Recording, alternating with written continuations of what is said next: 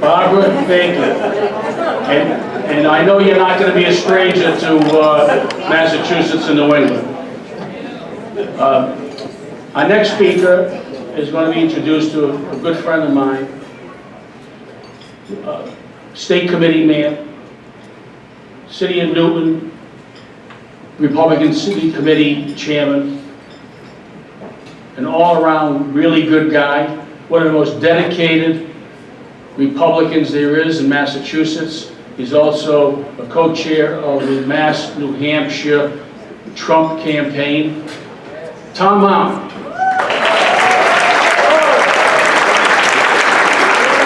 As is the custom, every 4 years, a necessary custom, this Thursday, November 7th, in Concord, New Hampshire, the Vice President of the United States, one Michael Pence, will be formally announcing at the Secretary of State of New Hampshire's office that Donald J. Trump is hereby a candidate for re-election for President of the United States of America. And you are invited to a rally, to a party like none that you have seen in so many years in New Hampshire. Please all come up there with us. At the convention in 2016 in Cleveland, the Republican National Convention, just before Donald J. Trump was about to take his stand as the nominee for President of the United States, all of us Trump delegates were assembled. And I looked over and I saw a young man who was very quiet, but he was standing there. And I went up to him and I said, "Cory, were it not for you, none of us would be here today." And I will say that today, were it not for you, none of us would have made it this far. The President of the United States would not have been president. And as we go into the re-election year next year, Cory Lewandowski will be with us, will be with the President, will lead us to victory in 2020 without question.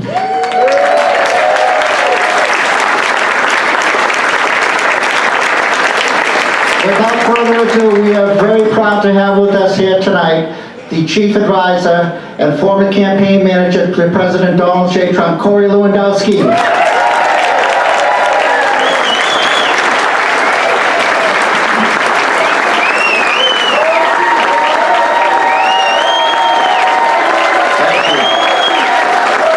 Thank you guys so much. Thank you, Tom. I really appreciate that. I think a lot of you know me because I grew up just up the road in Lowell, Massachusetts. And as you know, anybody who's from Lowell wasn't rich and didn't go to Harvard. They didn't really want me slowing down when I went by Cambridge, right? But this is the greatest country in the world because a kid who grew up in Lowell, Massachusetts in a single-parent household not only met the President of the United States, but calls him a friend.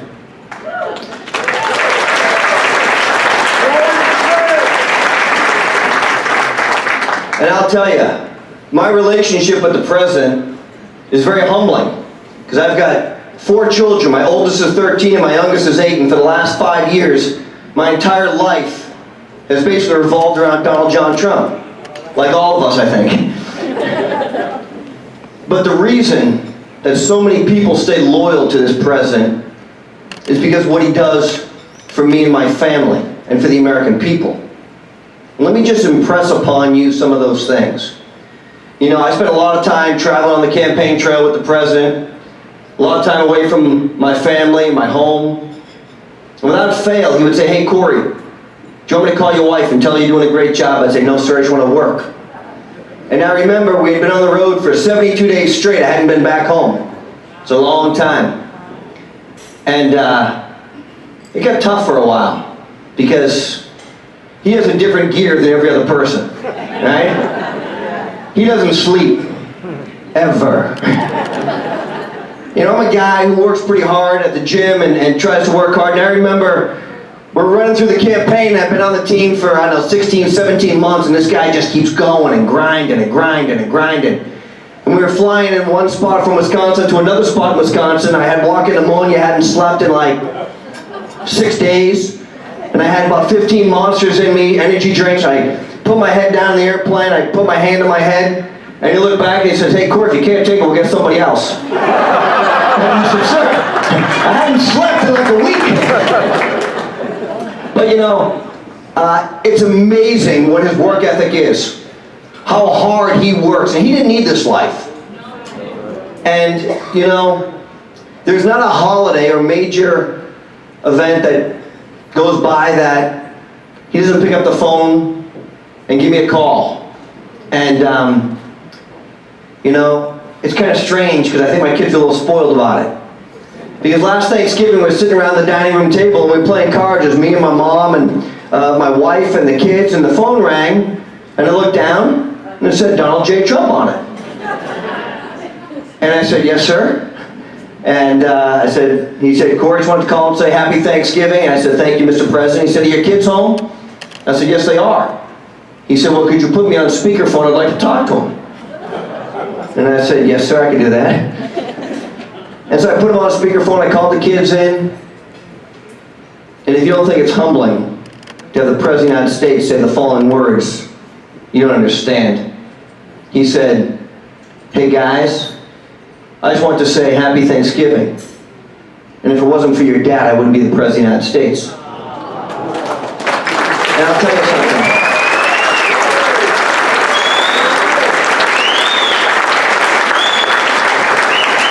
And look, I know that's not true because he did that campaign 99.9% himself, and the rest of us were 0.01. He filled those stadiums by himself. He grinded it out. He beat Crooked H because she forgot where most of the places were. But let me say something. You know, I've had so many privileges over the last 5 years I can't even begin to tell you. But as much as I love that man, he is brutal on me sometimes. He's tough. And I'll tell you, back in February of this year, there was some chaos at the White House. I don't remember what it was. But the White House called me up and said, "Cory, can you go on TV this Friday night?" And I remember it so vividly. And I did the gauntlet. I did MSNBC, I did CNN, and I did Fox all on a Friday night. And the next morning, it was a Saturday morning, I got in the car with my kids, and I was going up to do Fox and Friends. And I looked down on my phone, it said Donald J. Trump. I said, "Good morning, Mr. President, how are you, sir?" He said, "Cory, Melania watched you on TV last night. She said you were fantastic." And I go, "Wow, thank you, sir. That's so to tell the First Lady I'm so privileged. Thank you." He goes, "I watched you. You sucked." Grandma walked all over you. You were weak. What is wrong with you, Lewandowski? "Yes, sir." And I'm shutting the phone off because my kids are listening to me because I get them on Bluetooth in the car. I'm trying to shut the phone off because there's a couple four-letter words in there that my kids have probably heard, but the president was repeating. And he says, "I see you're on your way to Fox." I said, "Yes, I am, sir." He goes, "You're going to say the following." Bing, bing, bing, bing. He tells me 10 things in a row to say. I said, "Absolutely, sir." So I get on, I do Fox and Friends about 15 minutes later. I get off, I get back in the car. I'm looking down, my phone's ringing again. Donald J. Trump. I said, "Yes, Mr. President." He said, "Man, Lewandowski, I just watched you. You're amazing." I said, "Sir, I just did exactly what you told me to say." He goes, "Exactly, that's why you're amazing." But I'll tell you what, it's a very, very humbling thing having such a privilege to talk to the leader of the free world. Tomorrow I'm going to fly down on the early flight to D.C. and join the president on Air Force One and fly over to Kentucky. We're going to do a rally over there to help Matt Bevin.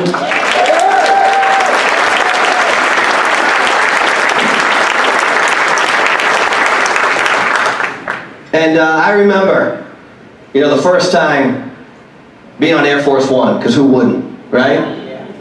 I mean, you want to talk about special. I mean, Trump Force One, that big, beautiful 757 was nice, but this is Air Force One. And on the plane, nobody comes by and says, "Sir, your chair is 2 inches reclined. We're about to land." You do whatever the hell you want on Air Force One, right? They don't care.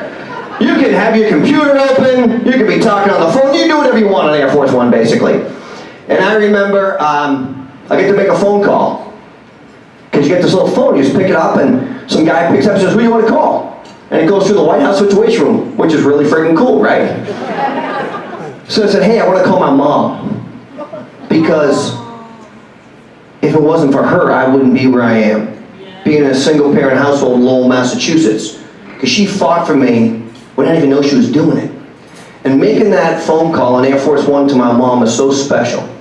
And the president was up in New Hampshire in August. And they parked that big, beautiful plane at the Manchester airport. And they called me and said, Cory, why don't you bring your family up onto Air Force One to see the president and make sure your mom comes. And so I got to take my entire family up on Air Force One to spend time with the president. My 4 kids, my 3 boys, my wife, my mom, we all went up. And I get this amazing picture that I'm going to have, and my boy will have. He's 10 years old. And the president's reaching over onto his shoulder, and his 8-year-old brother standing behind him. My wife's in the background, and his eyes are like saucers, just looking up. And the president has his arm on my boy's shoulder. And it's those special moments that I think about when I get to go on TV and fight for this president the way I know how, the best way I know how. Because that's what I do. But don't forget, we've seen these clowns in Washington, right? Anybody see my testimony in front of the House Committee?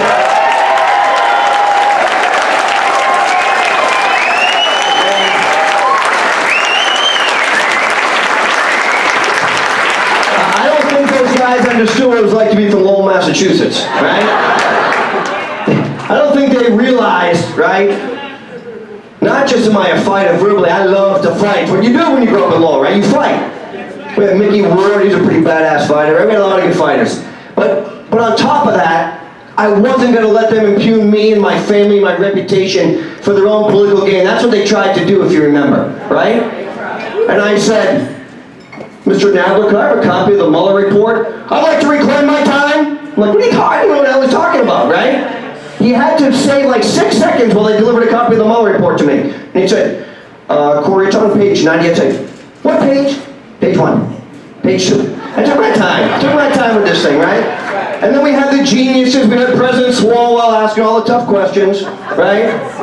And we had the other genius, remember? And he said, Mr. Lewandowski, you're a little bit like trying to gut a fish with a spoon.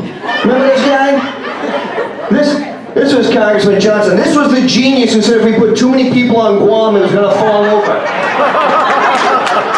I mean, these are literally the people that are serving you in Washington, D.C. I don't make this up, right? This is literally them. And it's amazing how stupid these people really are. But that's why we do this in front of the cameras. Because the American people have to see it. And this impeachment charade that they're talking about right now, let's put that in front of the cameras. Let's bring those people so the American people can see what's really going on.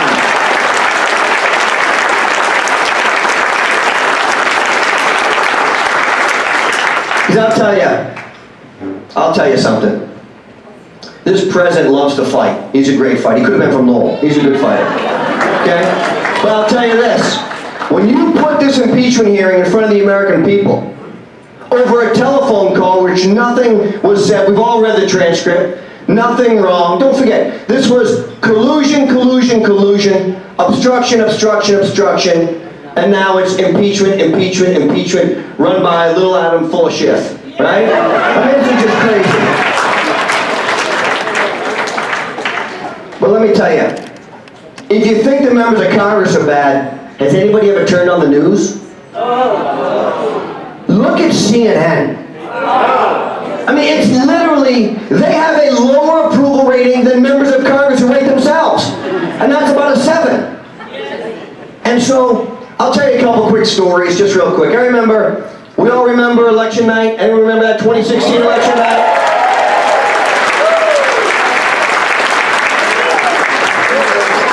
Well, I happened to have been on the set of CNN that night, and we had 2 candidates who were running for president, and I remember opening up the New York Times website that morning, and it said, Donald Trump has a 1% chance of being elected president. And I said, hey, there's only 2 of us in the race, we got a 2% chance. No, 1%. And then I remember, as the day progressed, and we won North Carolina, And then we started to win in places they didn't think we would. We won Florida by 113,000 votes, and here's what they said on CNN. We can't call the race yet. There are 6 votes remaining in Miami-Dade County. I said, but we're up 113. I know I went to UMass, but I can still add. I said, no, we have to wait till 3 a.m. I said, holy shit, okay. And then all of a sudden, what happened? We started winning in Iowa. And then we won in Ohio. And then we won in Wisconsin. And then the earth shook because we took Pennsylvania.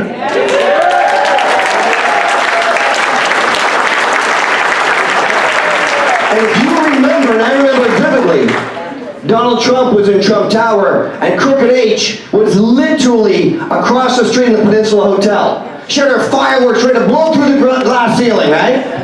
Yes. She's just trolling us every day. And then we win the election. I remember it so well. And Jeff Zucker, who's the president of CNN, after I'd been there on the dais, telling me, Cory, you must be magnanimous. And I said, yeah, no fucking way. Okay? Just so we're clear. We won, and I'm not going to be magnanimous at all. So I walked off the set and I quit CNN that night, never to return. And the guys who were with me, if you remember, Van Jones was there and David Axelrod, and they said, there are people who were so afraid that Donald Trump was just got elected. Their parents are going to be taken away from them because they're in the country illegally. And I turned to Van Jones and I said, is Hillary Clinton going to make a concession speech tonight? And he said, well, she's tired. I said, well, thank God she's not the president. She's tired after just losing an election. And it was so crazy, the double standard all of a sudden. Because remember, the media for weeks said, if Donald Trump doesn't win, he will not accept the election results. 3 years later, 1 year to the day of the next election is today. 1 year to the day, and Crooked H has still not accepted the election results. Remember that. So, we finish on CNN like 4 o'clock in the morning, and I get in, I go down to my hotel, grab my stuff, jump on the first plane, I fly to New York City. In the same clothes I've been in for about 40 hours, didn't have a hotel room, landed at LaGuardia, go up to the Upper West Side, and I stayed in some hotel, some dump that I had been to before, and I said, hey, is my room ready? They said, be ready at 4 p.m. It was like 7 a.m. That's a long time in the same clothes. So I went downstairs to the gym, which I'd used in the past, and like so many other times in my life, I looked down and my cell phone was ringing. You know who it was? Donald J. Trump. But this time I didn't say, sir. I answered the phone, I said, yes, Mr. President.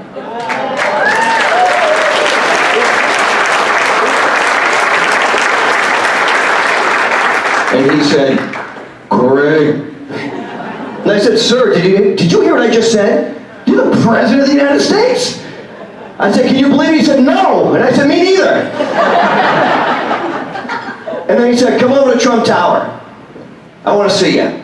So I changed, I ran over to Trump Tower, and the transition of power had already begun because he was now the President-elect of the United States. Secret Service had completely engulfed the building. They were putting glass up behind his desk in Trump Tower on the 26th floor for any potential snipers.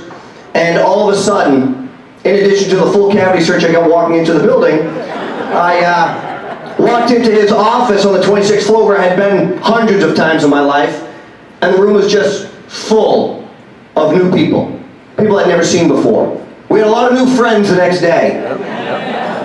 And I stood in the doorway as Mr. Trump sat behind his desk, the same desk he hired me at in January of 2015 to start this crazy, amazing ride. And 40 seconds or so went by, and he finally looked up, and he saw me, and he just said, my man, come here. And I walked over to him, and he's not much of a hugging guy, but he kind of gave me this hug, and it was a pretty amazing feeling. And I'll never forget it, because it was so amazing to have been part of that. And then you fast forward to the inauguration. And I remember going to the inauguration, having the opportunity to have an amazing seat on the platform and watching my friend be sworn in as the 45th President of the United States. But all of a sudden, he's a busy guy, so I didn't get to talk to him every day anymore. So finally, about 2 weeks after he was the President of the United States, his office called me up and said, Cory, are you available to see the President? I said, I'm very available, yes. And they said, would you come over to the White House? I said, of course I would. And I had been in the White House under President W. Bush, but just kind of as a spectator, never crossed into the Oval Office, the most important office in the world, where decisions are made on a daily basis that impact your life and mine and everyone else around the world. And for a kid from Lowell, Massachusetts, it's a pretty humbling thing, so I put on my very best shirt, my very best suit, and I got to the White House about 3 hours early, and they told me you couldn't get in yet. And said, come back in 2 hours, we'll let you in. So I stood there, and outside the Oval Office is a little ante-room where at the time Hope Hicks sat, who was joining us, who was with us on the campaign, Keith Schiller, who was the president, and then Mr. Trump's bodyguard for about 20 years, Johnny McEntee, and a couple of our other buddies. And I stand out there waiting for the president to have the privilege to go inside that Oval Office. And the president was sitting behind the Resolute desk, and facing me, to his far right, my immediate left, was the Vice President of the United States sitting there having a conversation. And what many people don't know, because maybe I don't brag enough about it, but I was the chairman of the Vice Presidential Selection Committee. So my job was to choose the right person to join Donald Trump on the ticket, and I chose a great person in Mike Pence.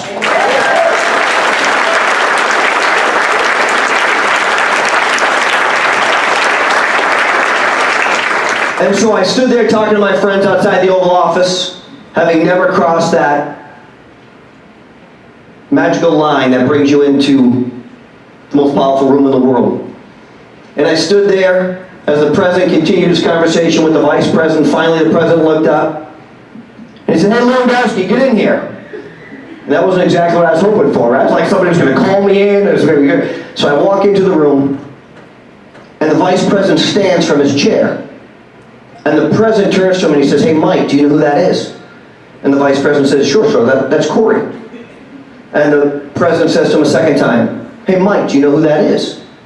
And the vice president says, yeah, sure, it's Cory Lewandowski, I know exactly who that is. And the president says, no, Mike, he's the man who said you could become the Vice President of the United States. And I said, well, sir, I think 63 million people actually said that, but I appreciate it. So then the Vice President turned to me and he said, Cory, would you take my chair?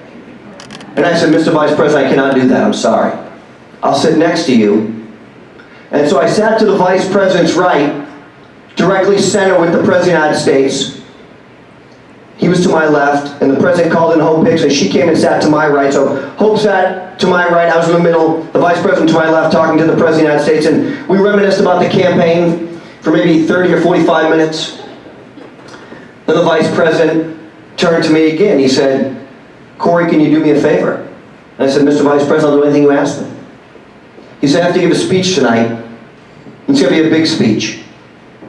And I want to know if you'll bow your head right now and pray with me. And I've never been in the Oval Office, so I don't know if this is what happens every meeting. But it's a very humbling thing. So the President, the President, myself, Hope, bowed our heads. As the Vice President asked for the strength of God to go and represent our country to the best visibility as he gave this speech, because the Vice President is a very religious man. And it was a true honor to sit there and listen to him ask for strength from God so that he represented the greatest country in the world in the speech he was about to give. And after he was finished asking for God's help, he raised his head. I said, amen. The President said, amen. And Mike stood, the Vice President stood, the President stood, and the President looked at him and said, hey, Mike, don't screw this thing up. And Mike walked out of the room. And I tell you that because we have such a great team in the President and the Vice President. I don't need to tell you about the $9 trillion in stock market value that's been created since election day. I don't need to tell you about the lowest unemployment in 50 years, the lowest ever recorded for African Americans, Hispanic Americans, Asian Americans, and women. I don't need to tell you about that. I don't need to tell you that more people are working today than any time in our nation's history. I don't need to remind you that the President had made campaign promises which he's fulfilling every day, including bringing our men and women who wear the uniform home so they're safe.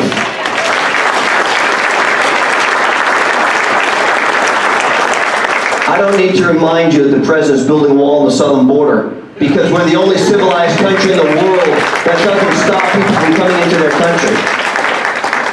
I I don't need to remind you, it's rebuilt our military, funded our veterans, and gave them choice when it came to health care. I don't need to tell you those things, because you know them already. So now I'm going to give you the bad news. And there's bad news. Look, in 2016, the media and the Democrats thought this was all just a facade. Donald Trump was doing this just to raise his business profile. He didn't really want to be the President of the United States, and he couldn't win.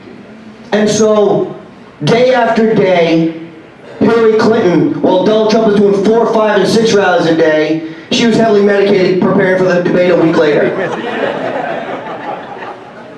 The Democrats aren't going to make the same mistake again. The Democrats don't think that Donald Trump can't win the presidency of the United States. The Democrats aren't going to take Michigan and Pennsylvania and Wisconsin for granted. But the great news is, they don't represent American values. They don't represent what we stand for, which is the opportunity to be a capitalist, the opportunity to have your own destiny set by you.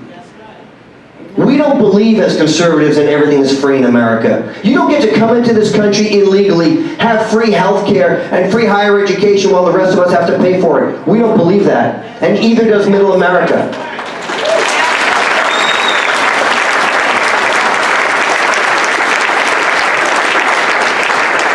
So I'll tell you what, they're motivated. But we have an amazing candidate. We have a candidate who refuses to stop working, who fights back, and I think more than anything, because we are the greatest country in the history of civilization, the American people love fighters. They love the fact that Donald Trump pushes back and calls out the liars every day, because that's what we have done since our inception, since our forefathers. When we wanted to stand up and make our own country, started right here in Massachusetts. And we have to remember something special. This election, 1 year from today, it's not about me or you in this room. It's just not. We're going to do just fine, even if socialism takes over. But our children and our grandchildren is what we need to get up and fight for every single day. And you have to do more. If that means more phone calls, more money, more door knocks, more efforts, more voter registration. Look, I fight the way I know best, which is on TV, against the dishonest media every single day. The president wakes up every single day and he turns to his body guy, Nick Luna, and he says, who are we fighting for today? Every single day. He never backs down. He never takes a day off. I'm not asking you to do anything the president isn't doing himself, or I'm not doing. I'm just asking you to do your share. And if you can't do your share, then don't blame somebody if we lose. Because the Democrats are motivated. They're very motivated. They think they can take back Texas, cannot do. Donald Trump received 6% of the African American vote in the 2016 election. Today, because of criminal justice reform and economic security for every person in this country, he's receiving 15% of the black vote. That doesn't sound like a lot. That's an amazing number.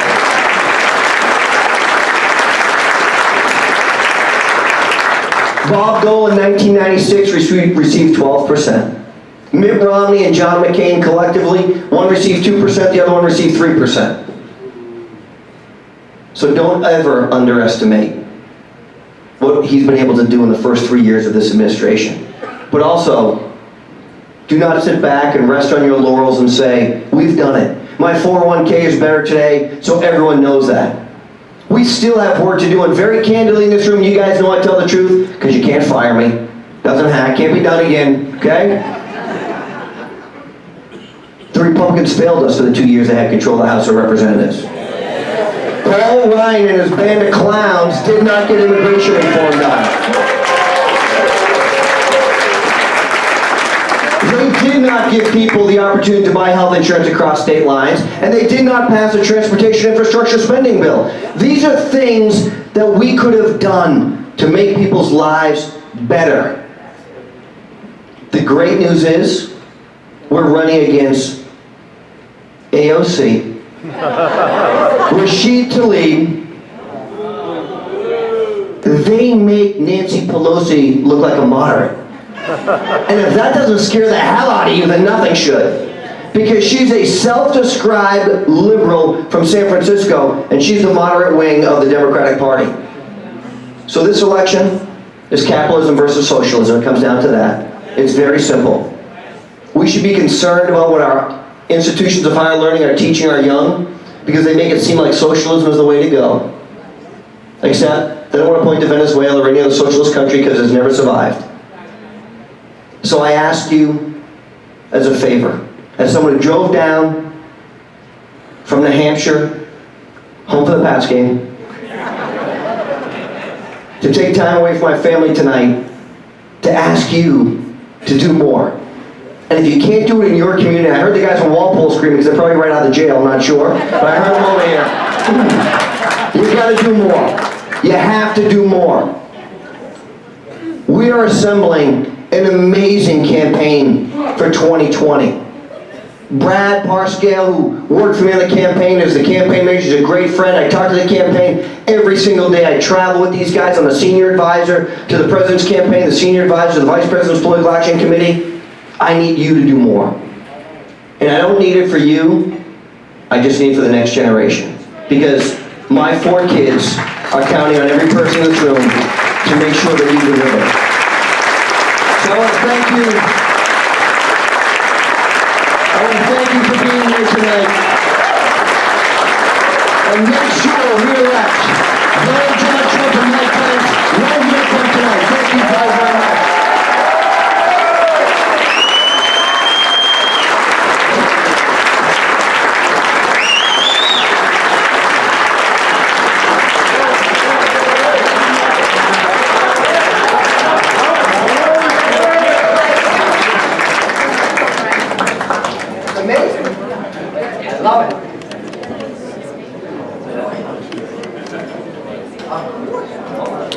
I may not be able to fit my jacket if I eat this thing.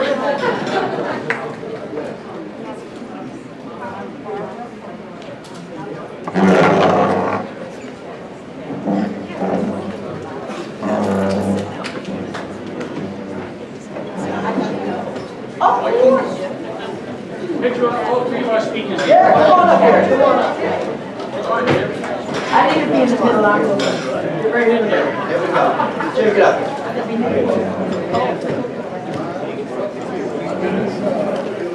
Hey, can we turn around? Come on, Rich.